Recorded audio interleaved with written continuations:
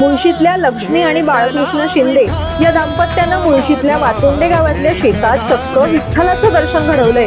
भात रोपांची अनोखी हिरवीगार 120 फूट लांब विठ्ठल माऊली त्यांनी साकारली आहे। पंढरीची वारी सुरू असतानाच ही भात रोपांचं विठ्ठलाचं रूप पाहण्यासाठी पुण्यातूनही आता गर्दी होऊ लागली आहे। या विठ्ठलाचा फोटो व्हायरल झाल्यानं शेतातल्या हिरव्या विठ्ठलाचं कौतुक साऱ्या देशभर होतंय। बाळकृष्ण शिंदे यांनी आपल्या 1 गुंठे शेतामध्ये विठ्ठल शोधला आणि तो पेरला।